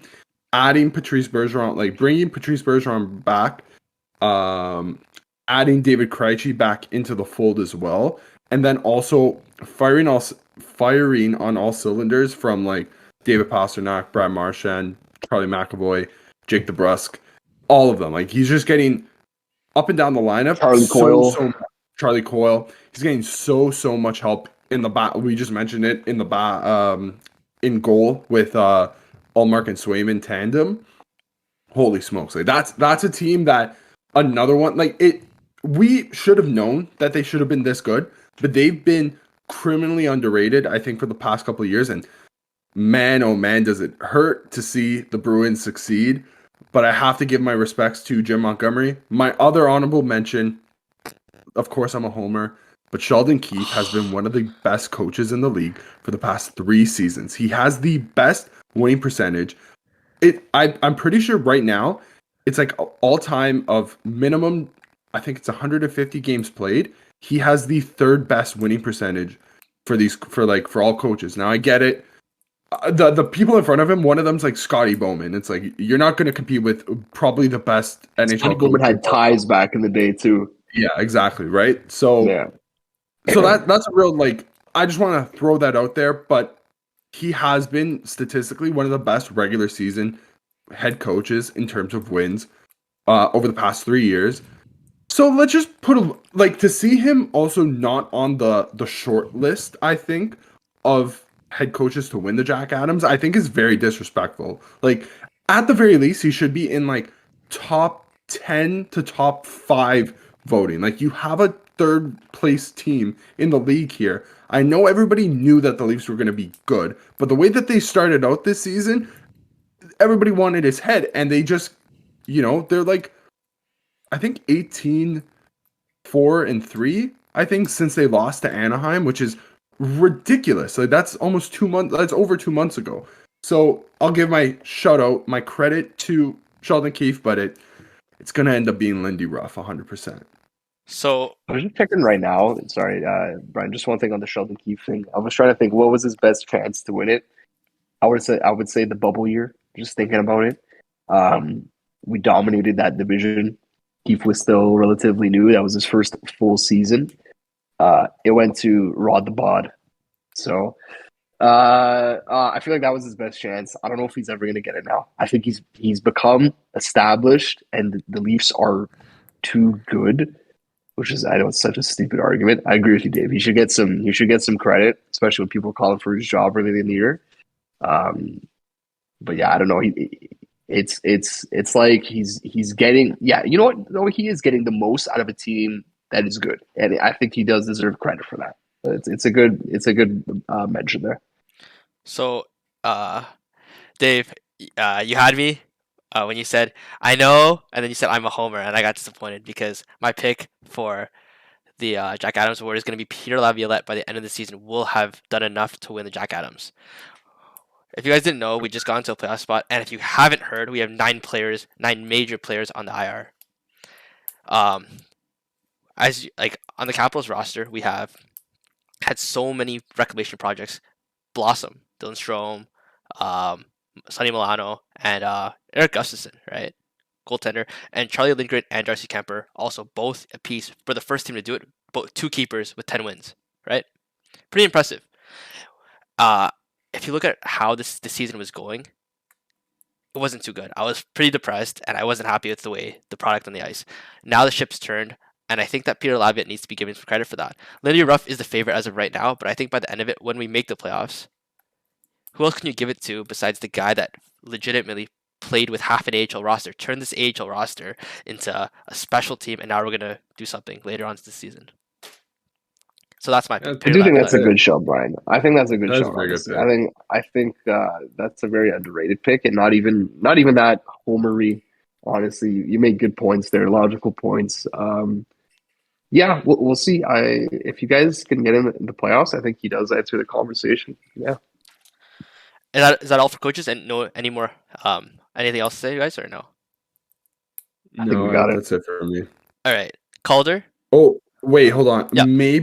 I think maybe Bruce Cassidy also gets, because that's another team where it's like they were on the outside looking in last year, and now they're like solid. Like they're going to end up winning the division. So maybe we look at him. But yeah, I mean, there's some good picks this year. I think up and down, there's some real like solid picks and coaches. But good I think storylines too. Mm-hmm. Yeah. All right, Calder, Rookie of the Year. Christian, yeah, who do you have? I got Matty Beniers. I got the guy who was probably the favorite going into the season. I had him or Owen Power as my 2 going into the season. He's putting up some really good numbers. Basically, the first line center. They got a pretty balanced attack. They can roll 4 lines, and for him to still be the standout that he is speaks to how good he's been. He's stepped in, and even last year, I think he had 10 points in 10 games when he came from college last year. Like, he was really good. So I'll say he goes wire to wire. I know it's not the flashiest pick, but I'll say Matty Beniers. In terms of guys who don't get enough credit, guys, who knows about Matthias Michelli? How many Can points? you guys tell me what team? No. I know he plays for the Arizona Coyotes. Dave is correct. Matthias Michelli plays for the Coyotes. He's a rookie. He just got injured. He's out 4 to 6 weeks. So he's basically out of the running. But boys, he had like 22 points in 26 games. Like, he was second in rookie scoring, and basically nobody knows about this guy. He's finished despite last name Michelli. You'd think like, oh, this guy's from Woodbridge. No, he's got some Finnish roots. And we know that Jay Fresh put out he's doing polls on national teams, and I'd say that was one of the omissions. No one voted for the one and only Matthias Michelli, who's having quite a rookie season for the Coyotes up until his injury. So I just wanted to give a shout out to that guy. Obviously, at 24 games isn't the biggest sample size. We'll see if he's the real deal when he comes back from injury, but. Outside of that, there is one guy. I'm not going to bring it up to see if you guys bring him up. Is it Shane Pinto? Well, yeah, it's not Shane Pinto, even though I know you're going to bring him up. I'm not going to bring him up. He's not my pick. You said an Ottawa guy. Oh, there's another. Yeah. Yeah. Okay. All right. Well, I'll come back to it in a bit. But yeah, Matty Beniers. Okay, Dave, you? Yeah, so I'm going to go with Logan Thompson. Big on the Vegas Golden Knights train. I think he's been having an awesome season. He has, I think, slid a little bit recently. Like, past couple of games, like 4 goals against, 3 goals against. So his numbers have slid. But I still think he's doing enough to get into that spot. I think this year is kind of crazy how we have 2 goalies who could potentially win the Calder. Like, it's been a while since we've seen a goalie win the Calder, but between Thompson and Peter Kochetkov on Carolina, that's who I was waiting to be brought up. Yeah. So I absolutely butchered his name, and I'm sorry, Piotr. I think so. But yeah, so that's gonna be my pick. I think just because Vegas is like a wagon. They're absolutely stellar this season, and it's not been solely on his back, but he has done a lot to help the load. He's come in after goalies like Marc-Andre Fleury and Robin Leonard were there in the crease. and he's done a pretty good job. So Logan Thompson is my pick for Calder this year. My pick for Calder was Matty Beniers. Up until Christian said it, because as previously mentioned, he does have the best value like per dollar ELC obviously in the league, but like value per dollar on his contract in the league. Great player, excellent player. He's making a big name for himself. He's going to be a generational center for the Kraken. I think we already see it. We're already getting a taste of it now, and his production is ridiculous. But I did have an honorable mention. He is a Senator. His name is Jake Sanderson. You guys know I'm really high on him. I think he's having an unbelievable season given the circumstances of his not so unbelievable team. He's playing 20 minutes a night as well. I just checked, so that's pretty Yeah. good. I think he has 12 points in 36 games, which you know what isn't 12 and 34. Yeah. Yeah, which you know what isn't too amazing. He's not even close to being point per game. But I don't think that's the value with him. I think the value for him is the fact that he is eating minutes. He is playing very well. He does skate like the wind, and I think that with defensemen, the main thing is you're not getting scored on, and you're just playing. You're just doing your job moving the puck. Jake Sanderson does that excellently, and I think that he is getting punished on his team. If he's playing on a better team, he performs better, Like the obviously Leafs. offensively. Yeah, pardon me. Like the Leafs. Oh yeah. By all And means, I send have a him question. over, Ottawa. Who's his D partner? Is it Nikita Zaitsev? yes, it might be. Oh Yeah, my Oh my god, poor guy. Whoever it is, That's dude. my Calder pick. There you go. Dude, like Ottawa's their left side's so defense good. is yeah, Oh, yeah. they're Like fantastic. Shabbat, Sanderson, and then you could throw in Branch from there or Zub. Exactly, it's Zub, not even Branch. So they're set on the left side. They just have nobody on the right side. They got Hamonic, Zaitsev, Nick Holden. Like, dear Lord. So yeah, no, that's and if he does start putting up some points, let's say a 40-point season, which maybe would be tough at this point. Yeah. But you're like, he is a minute eater, and I wonder what the advanced stats say about him. He's probably a darling in that respect. And I think it's no question that he's going to be. He could overtake Shabbat as best defenseman on that blue line. He's a horse. He's a horse, and he's one of those guys that always in the World Juniors. Like Shabbat was a guy too that he played like 30 minutes in one of the World Juniors games. Like it might have even been like 40 minutes because it might have been continuous OT or whatever. But Sanderson's one of those guys too, so they're pretty set with two horses on the back end there. Looking long Not term, a bad shot, Brian. looking long Yeah. term, I think Jake Sanderson will surpass Thomas Shabbat as the number one D man on the Senators. I think that Yeah. highly of Sanderson. He skates so well, and that's such a big modern thing like in the league this year. The comparison I have relative to the resurgence, not comparison, but like this season specifically, you've seen a lot of D-men who can skate perform, right? That's been a really underrated storyline. A guy I have showing up big this season is Orlov. Orlov's having an unbelievable career year, and Sanderson already skates better than Orlov, and that's like Orlov's bread and butter. Sanderson, like He's a big guy too. That helps, right? but Yeah. Like, but the thing Skates. is like when you can skate as a demon, you have such mobility, and that leads to possession, and possession leads to goals, and obviously goals lead to win the games. And even if he doesn't win the Calder this year, because let's be honest, with Beniers' numbers, it's gonna be him. I think Sanderson, and Beniers, both US and TD products, will be making big names, will be making big waves for themselves in the coming future. And I think this year's just a taste, right?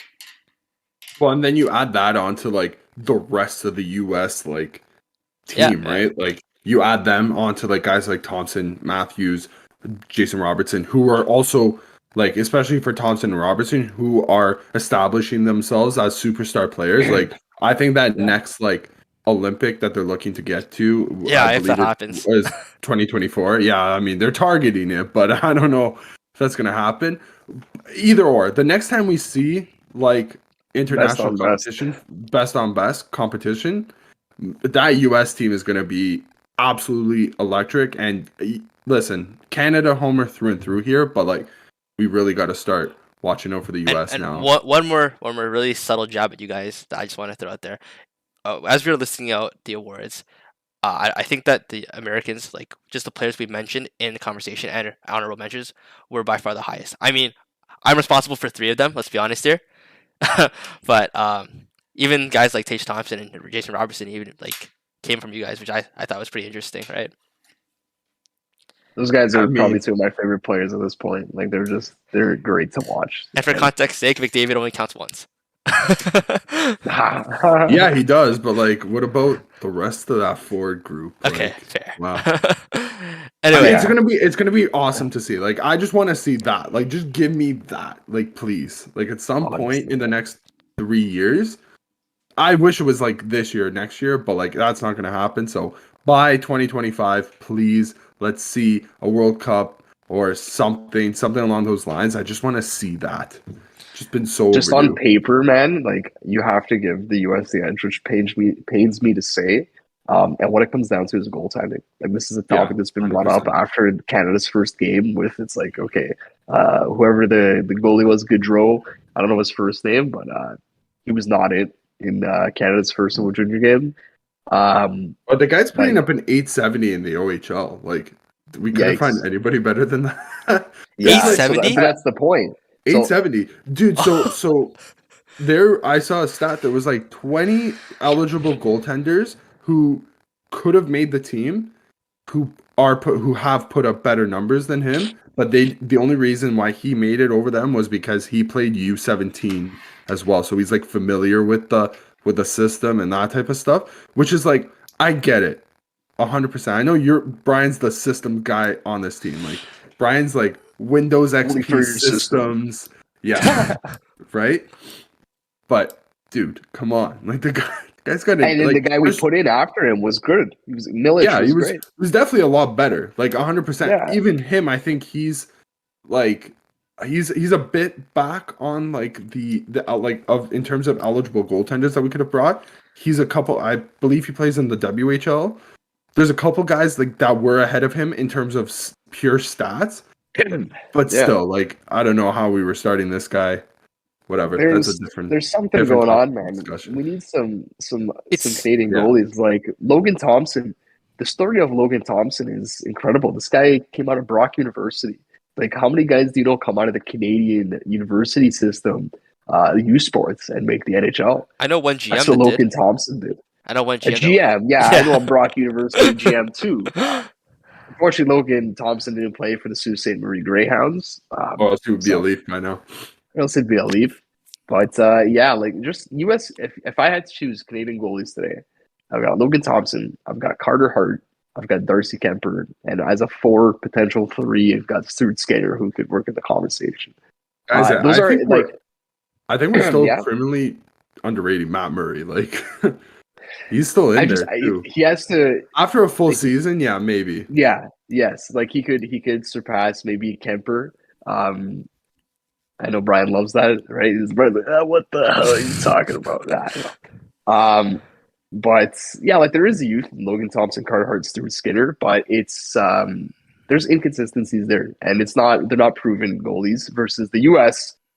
who's thrown out Connor Hellebuck, Jake Ottinger, like that's your 1-2. That's absurd. Your number 3 is Thatcher Demko, who is having a down year, but the pedigree is there. And same can be said for Spencer Knight. Not the best year, but this is a guy who's been hyped up. Like the goaltending, you got to give the edge to the U.S. And I'd say you call it a wash at forward and defense for these two countries. So yeah, Canada, we gotta figure out how to get some goalies up and running because It's we're ironic lacking right now. because you guys had the golden generation of goalies, right? Like The Quebec goalie factory, man. Yeah. Luongo, Brodeur, Fleury, right? Then it's not- Price after. Price, Like, yeah, That's probably We- been like the last.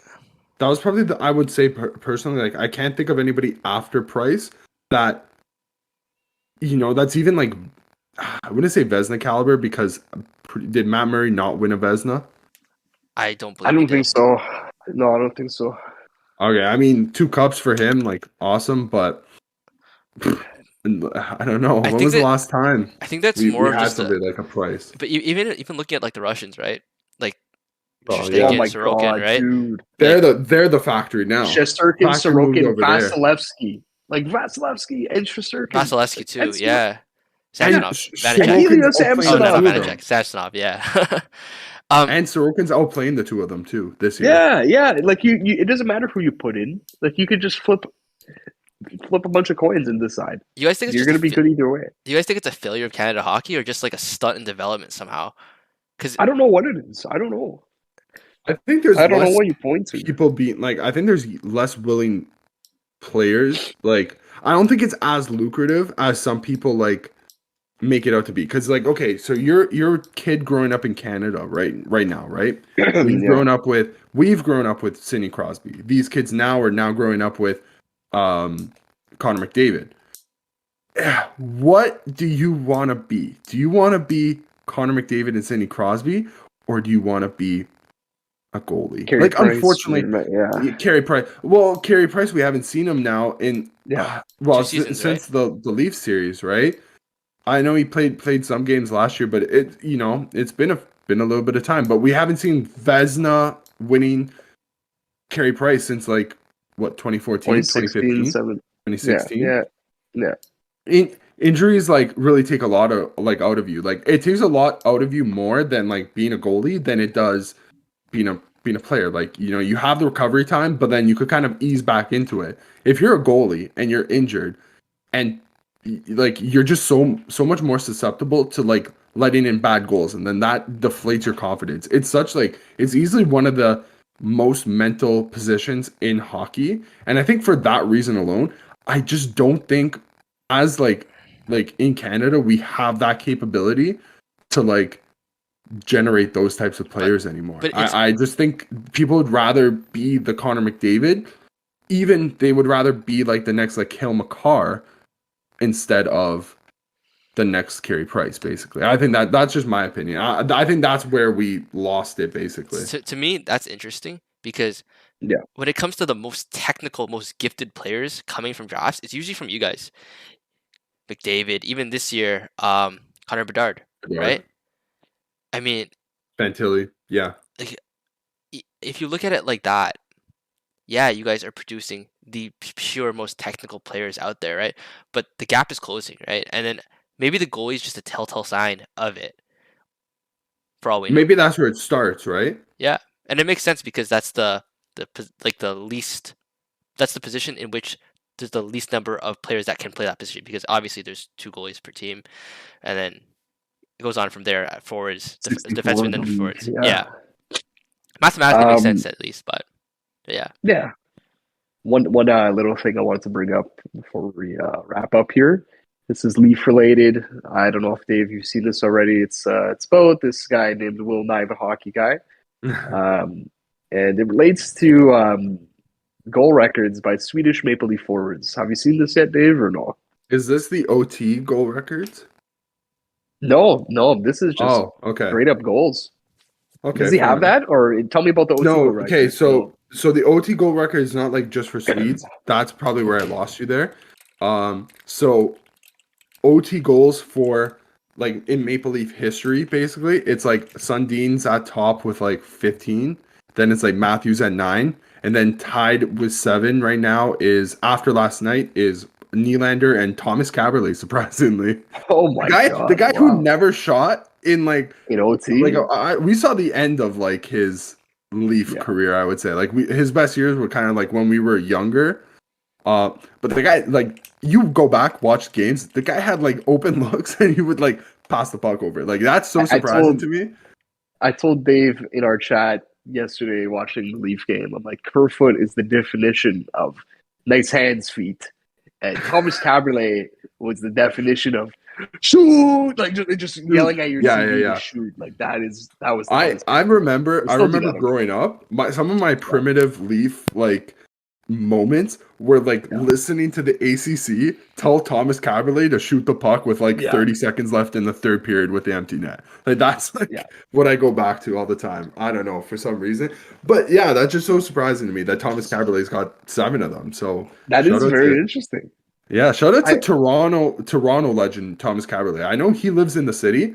I remember hearing a story that his I don't know, maybe if this came from you, Christian, or somebody else, but he owns his own restaurant here in the city. yeah, yeah. And during the pandemic, he was like supplying Going door like to food to, door. he was going door to door, like bringing food over to people who were like who kind of needed it. Not Yeah. necessarily needed it, but like, it was just giving back to the community basically. So shout out to him. Shout out to Yeah. Kyle. So what's the Swedish goal stat that you want to bring up? So it's just straight up the Leafs' Swedish goal record. It's Matt Sundin in a season, Yeah. 41 goals. Okay. Willie's on pace for 49. Like he Wow. could That like, high? could you imagine? Yeah, like but could you imagine telling someone like William Nylander broke Matt Sundin's goal record for Swedes on the like that? Matt Sundin is the quintessential him and Swedish Borje Leaf, Salmon, yeah. quintessential Swedish Leaf. William Nylander's having himself quite a damn season. 49 goals and also on pace for 94 points, which is the mark that Sundin set for most as a Swede. So he could potentially break the point record. Brian, put that into a little bit of context. Like you're saying, like he's having that good of a season. Like yeah, like Matt, like I don't even know how to put it into words. Like, dude, he's on 21 goals right now, and that's like what barely cracking the top. Is that like in the top 10? I don't even think it is. I think like, he might be fringe. Let me take a look. Fringe top 10. Like, how ridiculous is that? Like, oh man, it's so crazy to think of. And I just remember like one thing I wanted to bring up, like all the times. One thing that I've seen so many times this year, and it just cracks me up every time I see it, is the Sportsnet graphic. So a few years ago, this I believe would have been this graphic would have came out. Yeah, this would have came out the year I believe. I think this was brought the year that Nylander held his contract holdout, and so Nick Kyprios went on Sportsnet and was like, okay, so this is the package that the Leafs should realistically try to get rid of Nylander. Like we didn't want his we didn't want bring him back.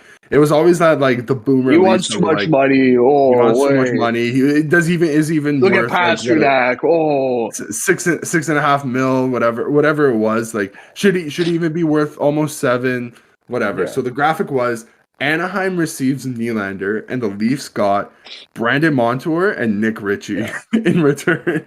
Oh my god! It's just like we've seen what half of that trade looks like, and it ain't good. Yeah, you guys had Nick Ritchie. I could assure you the other half wouldn't be any better. So it's not William Nylander level. I'll tell you that. Like, yeah. Oh, you guys definitely have something very special with this team, and I'm sold on you guys. I'll be honest. I think you guys can given your division, it might be a little bit tough, but if you guys were to I could see you guys getting past the first round. Is what I'm trying to say. I don't see you guys beating Boston in the second round. It's a low bar, buddy. I know for us that is the Stanley Cup. Yeah, no, it's just like so to say it out loud, it's so sad. Yeah, I'm sold on you guys. I win a round. I know. I think so too. Thank you for your support, though, Bri. I can't lie. I do. Yeah. It's been refreshing, especially for the past couple of years, where it's like we've kind of been like me and Christian to Brian have been like the Leafs cheerleader, like the homers. Like, yeah, like have you seen what they've been doing though? It's like Brian's like, yeah, but like, what about this? Yeah, but it's the Leafs, basically, right? But now it's kind of like I feel like roles are reversing between the two of us because I'm sitting here like you said that to us yesterday, and I was just sitting there like, yes, but. But what? Yeah, and can you blame us though? Like we've seen it time and time again, where it's like they've actually like genuinely put. I think this team has something. Like I think this specific iteration. I would definitely not disagree with that. 100%. It does feel different. You can't put the cart before the horse anymore. We've been burned too many times that there is no benefit of the doubt. It's give the praise when you do the thing, right? Like. Just the weight that will be lifted off the fan base and the team's shoulders when they win a round is going to be absurd. This team is going to be like the crowd, just the crowd in the second round of the playoffs. No nerves. Yeah. It will be incredible. At that point, you're playing with house money. Like I think the thing that I've been saying for years was once they get one done, yes, they could get 2, 3. I don't know if they That's happened with us. We got past the second round and we just took it all the way. That was your demon, right?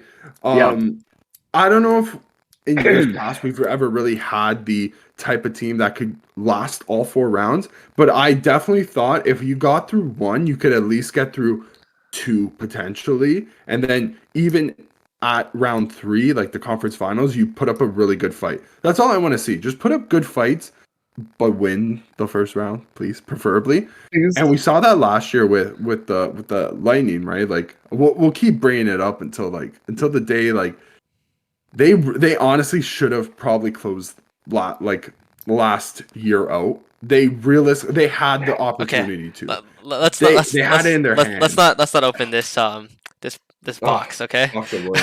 Yeah. The one more thing I just want to say about the Leafs, now that Christian has mentioned Nylander's number, like that point projection, I I think that he might have like one of the best value contracts that's not ELC or not like subpar under a million popping off, right? Because Pasternak's up this year, and then after that, how much is he going to get paid? So that argument is going to be gone. At least 11, He'll 12. he'll make 7.5 because he likes playing hockey. Like Yeah, before, dear so. God. You think that Pasternak takes the Boston friendly deal? He did it already.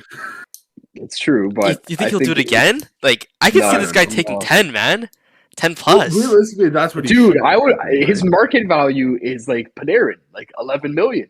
Yeah, that's his market value. If he gets 10, that's a discount. I will be mad if he gets 10. I will be like, you stupid Bruins doing it again. God damn it. Anything in the single digits is a steal. Steal. Like Larceny, steal and a half. Like man. even if it's 9.99, anything single digits, that's like you're fleecing the rest of the league like that. I will also say this. Yeah, the Bruins are the one team in the league that would get that value out of a player. But they would get a player to sign an undervalued contract just to say run it back, you know? And they've been doing that though. Like that's the thing. Like with it's Boston, culture, it's like man. They've never had guys that have been in like top 5 in the league in terms of like thing, but they've always been around that area where they definitely could have had 1 or 2 guys in the past. Like I'm looking at like a Patrice Bergeron, a Zdeno Chara in the back end. Like they could have had guys whose contracts could have potentially weighed them down a bit more than they should have, but they always seem to get the nth degree, like to the level of like production plus basically, right?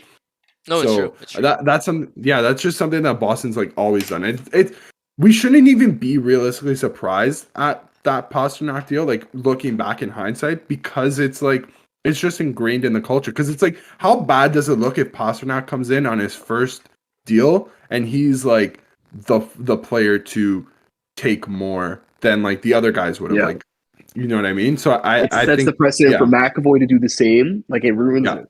Like McAvoy's another guy. He's in single digits. He should not be, right? 100%. Listen, they're the one team that obviously they're having a historic season just on pace. That like you have to give them their due as a Leaf fan. But outside of the Bruins, even the Bruins, I'd say like every team feels beatable for the Leafs this season. Where last year going into the Tampa series, like there was very much a world where Tampa beats us. There was also very much a world confident where the opposite happened too, right? Yes, I think that would be remiss to say. Like, I wasn't sold on you guys last year, but this year something feels different. You know, it's like you guys. Listen, I think last year was like that start of the something feels different for me personally. It's like I watched that team throughout the year, and I was like, okay, they're not getting the goaltending that maybe they would like for long stretches of the year, but they're still managing to be in like the top, top 5, top 6, top 7 we in the finished, league. I think, third in President's They Trophy. did end up. They did end up finishing in 3rd in the league last year, which they could realistically and again because of the teams around them. Like, Carolina's popping off. Who knows if they're gonna keep on that production for the rest of the year? We saw Jersey. They were in first for a long time, and they've slipped, I think, to 5th or 6th now. So it's always like ebbs and flows, but the one constant has been the Bruins. Like that's the level that you need to reach, and it's insane to think of. Like the Leafs are, I think, on pace to have one of their all-time best seasons. Like they've consistently been breaking points. After just having it last year. Yeah, they've been consistent. Like since Matthews and Marner came into the league. Actually, Matthews, Marner, Nylander. Because like, let's put some respect on Nylander. He deserves it. It's called the Holy Trinity for a reason. And he's just Yeah. one step above you guys still. Just one step above Sorry? and they're just one step above you guys still. Just Yeah, Yeah, and yeah. it's been like yeah. that too. But I think in like I just go back to those 2 years that we played Boston in the playoffs where it was like, man, like Boston again. It's like holy smokes! Like See, there was always possibilities where they got through Boston, but it just seems so much less likely. It's like yeah, this yeah. happens and this happens. But last year was like really it was like for me it was can we hold the fort basically, like can Jack Campbell hold the fort, and can we eventually break the Vasilevsky fort? Like that was the two deciding factors, and Jack Campbell's end of the deal held up, thank God. He was pretty lights out that whole series He Just the except wasn't other the for reason half. we lost. Yeah. yeah, except for the end, like he let in a What couple of maybe goals that you want to have back, but it wasn't his. Like it wasn't solely on him, 100%. And then Vasilevsky turned into Vasilevsky by the end of the series, Yeah. right? So I think the simplest way to put this is just a very, very quick retrospective and just why this year feels different. Our first playoff series is against the Caps. The mood was we're happy to be here. Let's just see what happens. Everything is gravy. We lose in 6 games to the President's Trophy winners. It was like okay, that's more than we were over the moon with that. We played the Bruins 2 years in a row. Both of those series, it felt like the Leafs beat themselves, right? Like as much as the Bruins beat us, the Leafs beat the Leafs. That continued with the Columbus play-in series, but we also acknowledged that the team wasn't as good as not as we thought, but like the team was not constructed well. The Tyson Berry or Clay as Cease they year, thought like as well. yes. So we throw that as a blunder. Montreal series, the Leafs beat the Leafs, right? Like as much as Oh the man, Habs beat us, yeah, oh my god, it was the Leafs who beat themselves. Last year was the first year that I can confidently say we got beat by the other team. yeah. And despite getting beat by the other team, I felt confident that I was at peace after the series in terms of this team can do it. Like there is no voodoo going on. Despite losing in Game 7 again, I said to myself, there was nothing, no voodoo in last year. I know there's the Justin Hall pick and whatever, but it felt I'm different last year. It did. It did. I'm I know what you guys mean, but at the end of the day, like with the Brian, talent how on many your times did team the Caps beat the Caps against the Penguins? Was it the Penguins that beat you, or did the Caps and the beat Rangers, themselves? if you add Themselves. the Rangers in too, we lost to ourselves so Yes, many years in a row. Like I don't know. right? I've been in your boat, and you guys need to like just watch it Do it. happen. It will unfold. Yeah. You know what I mean? The It chapter's was not close done. last year, man, Yeah, and the crowd knew it too. The crowd was the least nervous I've heard. It was the best playoff crowd. Like they, even when we were down, I was at Game 5. We're down 2-0. That crowd was not out of it. and So it shows that the fan base has a little bit of belief too. a little. Last thing, just on the timing, it's lined up where the Leafs can get a top end trade target, right? In the bubble year, the Leafs were all in, but all that was available was Nick Foligno or Taylor Hall. Taylor Hall wasn't going to be the best trade. I know it was definitely better than Nick Foligno, but this year there's options, boys. There's Patrick Kane, there's Bo Horvat, there's Ryan O'Reilly, there's Vladimir Tarasenko, there's Niederreiter, there's all these different options. Leafs are getting one of these guys, and you couldn't say that in the past years. They're all in this year. We're getting a top trade target, so it's lined up well. That would be interesting, but Yeah. obviously you guys know that Tampa and Boston will probably be all in on them. Speaking about That's why we got to get one. We got to keep pace, right? Yeah. that's true. That's true. Well, knowing Tampa, sorry, Brian, to cut you off. Knowing Tampa, They get the they're gonna get underrated guy. they're gonna get the guy that only costs like a The couple Niederreiter. third round. Oh. Yeah, they're gonna get like throw a third, 2/3 at like I don't know some guy that's like maybe 10th on the list of people's like trade targets, and that guy's gonna outperform everybody else. So like Yeah. that's just how it works, right? One last thing, before we close off, obviously Boston's going to be looking to make a big deal. Are they everybody's consensus President's Trophy winning team? Because they're mine. I think this is another proven until proven otherwise. Yes. Okay. Me and you, Brian, we both said, "Oh, the Bruins aren't making the playoffs. They Yeah. suck. The Senators, I was wrong. The Red Wings." I was wrong too. I can't do it again. I can't. So I am actually gonna bet against the Bruins. I'm not gonna lie to you guys. Okay. Vegas? I don't know, for some reason, I do have the Vegas Golden Knights finishing. Like, Wow. I think for me, it's just in terms of their Respectable though. division and who they play. I think that they can accumulate the most points comparatively to to the other team, like to the other teams, like in the Metro and in the Atlantic. It's a bloodbath Bloodbath. at the end of the Yeah. day, right? So I do think Boston's gonna have a step back. Thank God. Maybe that leaves the door open for a team like the Leafs or a team like Vegas in the Pacific where there's not as much of a bloodbath going. It's literally just like Vegas and then the rest basically. There's nobody has like a locked up second um spot or even a third spot in that division. It's still really up for grabs. Oilers, Um Flames, Kraken. Christian, you exactly, good? right? Kings. So I see you blowing your nose every 2 seconds. Oh my god, I'm he's running on nine. fumes, boys. I'm running on Ah, fumes. Yes, okay, so that's all I wanted to say was Yeah. Vegas is my outside shot. So I I I'll do say at the end my of the day I outside do think shot if it's not the Bruins. Sorry, they finished. Go ahead.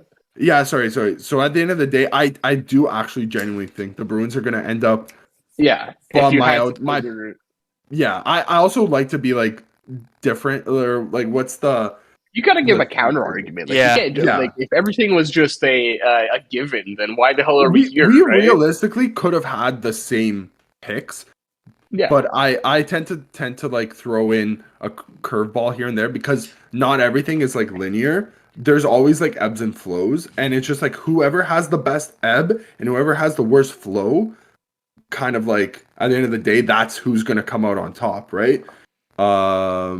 So we'll see. Okay. I want to say if it's not the Bruins, for me, my not even my outside team, but if I'm not picking the Bruins, I'm picking the Leafs. So I think there's something there for the Leafs where it's like give us home ice advantage throughout the whole damn playoffs. Um, so yeah, I'd say it means the most to them if it's not the Bruins.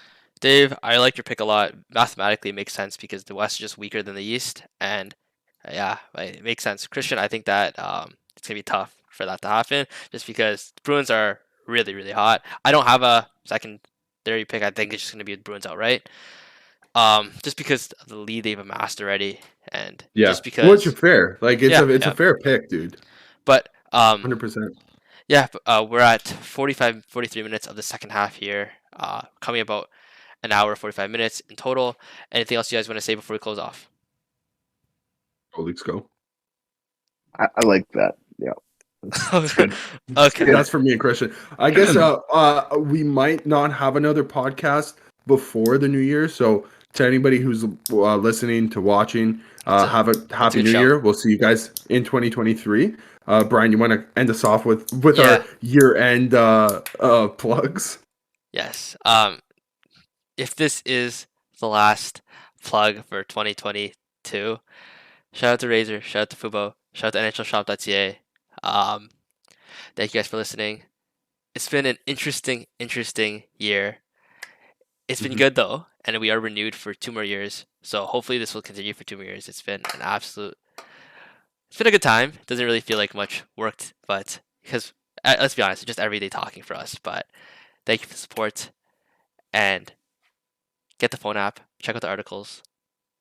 That's everything. I've slacked on TikTok recently, so those are going to be coming back. I'd say 2023, the year of TikTok. The year of TikTok. That was 2020, bro. But anyway, Yeah, we'll yeah, see. that's everything. Every year's due to TikTok after 2020. So That's everything for episode 14 and 2022. Probably.